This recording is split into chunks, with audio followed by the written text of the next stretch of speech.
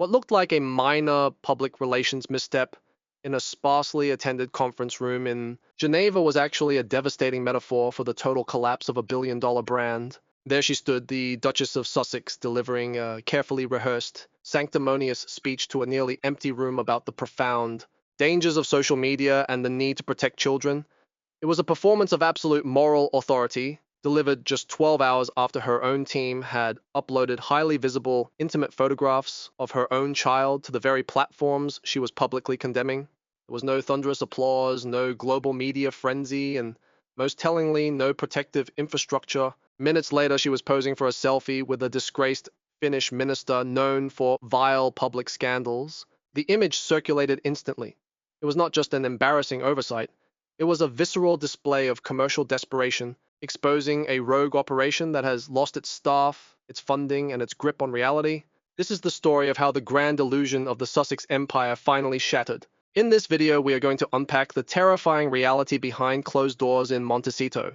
We will examine the sudden brutal betrayal of their most loyal media allies, the quiet but unmistakable political signals pointing to Prince Harry's inevitable return to the United Kingdom, and the devastating lifestyle downgrade that has forced their hand. We will look at how a couple who promised to redefine global humanitarian service became isolated social media influencers, and why the British monarchy is quietly preparing a humiliatingly minor role for a prince who once demanded half the kingdom. By the end, you will understand the dark psychological warfare currently playing out between a romantic, desperate king, a furious future monarch, and a duke who is finally realizing he has entirely run out of options. To understand the sheer magnitude of this fall from grace, we must briefly look back at the staggering heights from which they plummeted. Just a few short years ago, Prince Harry and Meghan Markle were the undisputed golden couple of the modern era. When they dramatically severed ties with the British royal family, it was framed as a courageous leap into moral superiority. They were leaving behind an archaic, emotionally stunted institution to show the late Queen Elizabeth II how service was truly done. The world was at their feet. They signed astronomical deals with Netflix, Spotify, and major publishing houses. They were backed by American political elites and Hollywood royalty. They possessed a level of cultural capital that most public figures spend lifetimes trying to acquire. They were untouchable. They had the power to destabilize a thousand-year-old monarchy with a single television interview. That immense privilege, that era of limitless wealth and impenetrable public support, makes the current reality a devastating study in the chastisement of hubris. But behind the manicured facade of their Montecito estate, the infrastructure of relevance was quietly rotting away. The first major rupture did not come from the British tabloids, but from the brutal mechanics of American capitalism. The Spotify deal collapsed, with executives publicly labeling them as uncooperative. Their production company saw a mass exodus of experienced staff replaced by a revolving door of temporary hires. The grand globally coordinated tours that required the logistical mastery of a small government devolved into chaotic, self-managed trips organized through kitchen table text messages. The reality of their financial burn rate became an inescapable nightmare. The true turning point, the moment the public narrative irreversibly fractured, arrived in the form of a quiet newsletter from Dan Wakeford. For years as the editor of People magazine and US Weekly, Wakeford was the primary architect of Meghan Markle's American sainthood. He was the man who aggressively pushed glowing testimonials from anonymous friends, building the fortress of flawless PR that shielded the couple from criticism. But loyalty in the media is ultimately dictated by commercial viability. When Wakeford recently published a devastating report citing multiple sources, detailing that the couple is rapidly burning through cash at an unsustainable rate and facing a significant lifestyle downgrade within the next 5 years, the earth shifted.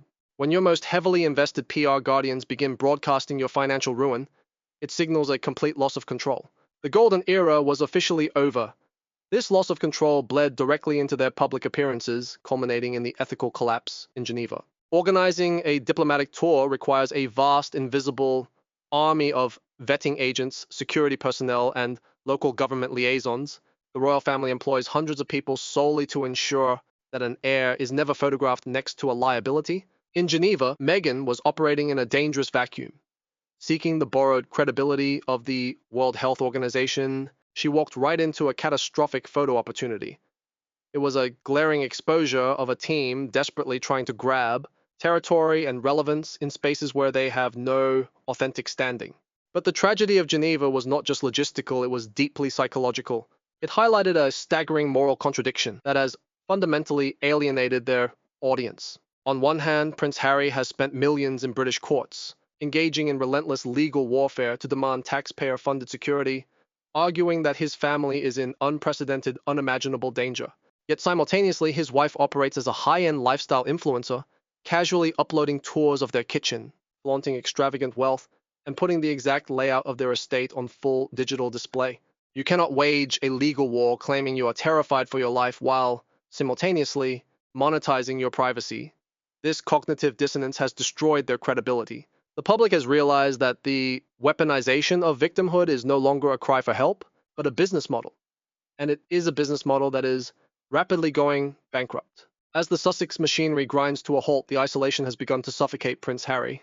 He is a man raised within the deeply structured, rigidly scheduled machinery of the monarchy. He is not accustomed to the endless hustle of Hollywood networking, nor is he equipped to manage the terrifying freefall of a failing commercial enterprise. And it is within this vulnerability that the palace has begun its quiet, meticulous operation. In the high-stakes world of diplomatic relations, professionals do not look for public declarations, they look for weak political signals, and the signals currently radiating from London and Montecito are impossible to ignore. A highly coordinated synchronization has begun to emerge between Prince Harry and King Charles. When Harry unexpectedly released a deeply serious statement regarding global anti-Semitism, it raised immediate questions about his sudden pivot into complex geopolitics. But the puzzle pieces snapped violently into place the very next day, when King Charles delivered a major speech in the House of Commons on the exact same topic, followed by a highly publicized visit to a related site in London. This was not a coincidence. This was a shared diary. This was the matrix of royal scheduling, quietly integrating the exiled Duke back into the fold. The king was running an idea up the flagpole, testing the waters of British public opinion to see if his prodigal son could be tolerated speaking on matters of state. King Charles is driven by a deep romantic desire for reconciliation. Facing his own mortality and the heavy burden of the crown, his dearest wish is to bring his son home. He is willing to absorb the public backlash, willing to carve out a minor, highly controlled role that would grant Harry the security and legitimacy he so desperately craves. But the path to redemption is entirely blocked by a wall of absolute ice. Back in London, Prince William is watching this soft diplomacy with furious, unyielding disdain. The future king holds a deep protective rage toward his brother, holding him directly responsible for the relentless stress inflicted upon his wife during her darkest hours of physical vulnerability. William has no interest in forgiveness.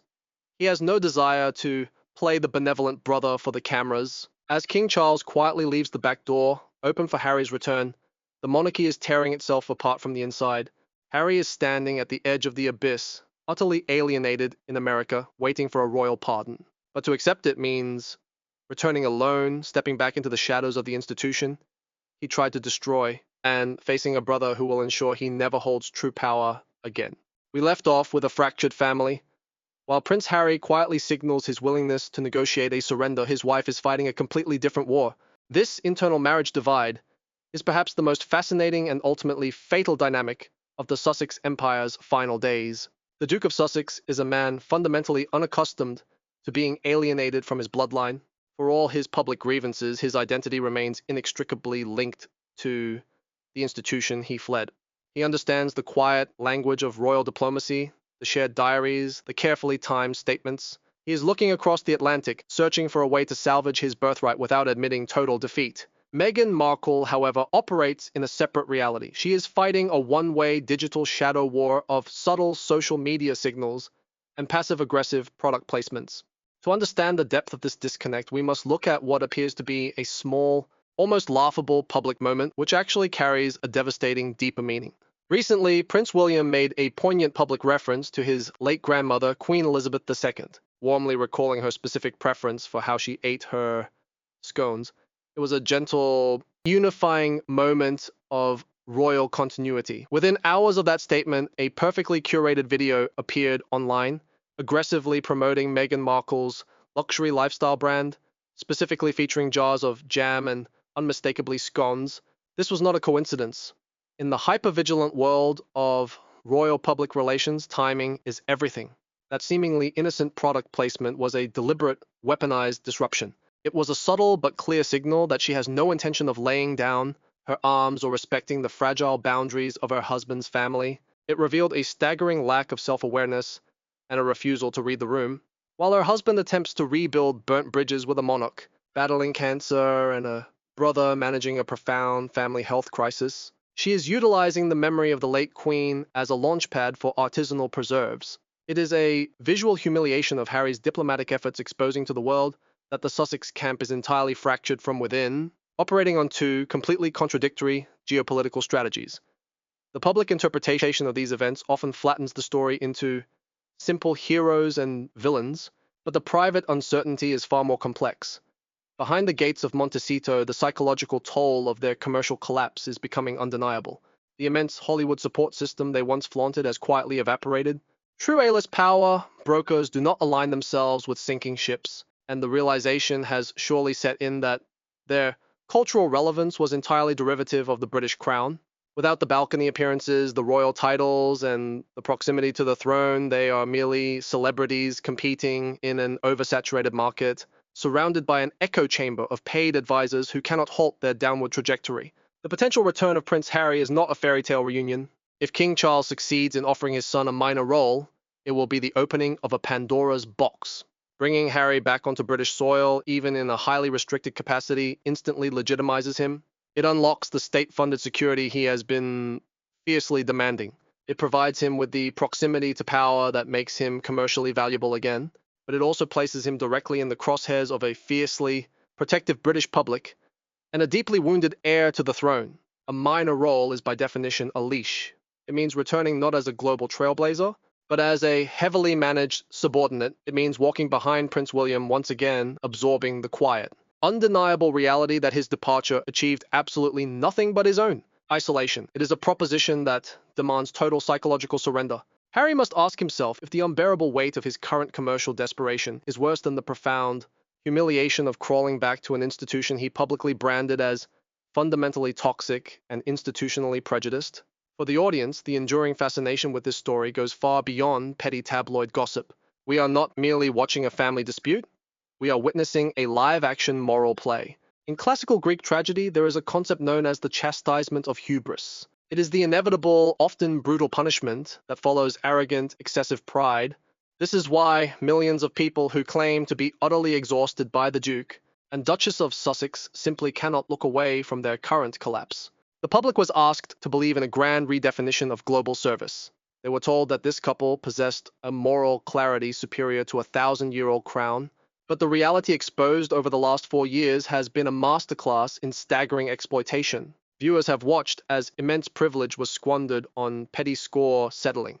They have seen the concept of humanitarianism reduced to podcast deals, private jets, and hollow corporate synergy. The audience is captivated because the ultimate betrayal was not against the British monarchy, but against the very public that initially offered them a blank check of goodwill. The fall of the House of Sussex is a reflection of a society that is finally rejecting the illusion of power manufactured purely through grievances and digital aesthetics. As the calendar turns and the Invictus Games approach, the tension will reach a breaking point. Prince Harry will step back onto British soil, bringing with him the heavy silence of a man who knows his American experiment has failed. The subtle shifts in palace communication suggest that a back-channel negotiation is already well underway, but any reconciliation will come with an ironclad price. The royal family operates on centuries of survival instinct. If they absorb Prince Harry back into the fold, they will do so to neutralize a threat, not to welcome an equal. What remains private for now is how this inevitable reality will reshape the Sussex marriage permanently. A profound structural divide has been exposed. One half of this partnership is desperately seeking the protective shadow of an ancient institution, while the other remains relentlessly committed to the hollow validation of the digital world. The empire they built on shared outrage has run out of ammunition. There are no more explosive interviews to give, no more family secrets to sell, and no more billion-dollar streaming giants willing to foot the bill. They are standing at the end of the road they paved themselves. Whatever happens next, the golden era is definitively buried. The grand illusion has been permanently shattered, and the world is quietly waiting to see who will be the first to formally surrender. Thank you for watching this deep dive into the psychological and strategic realities of the royal divide.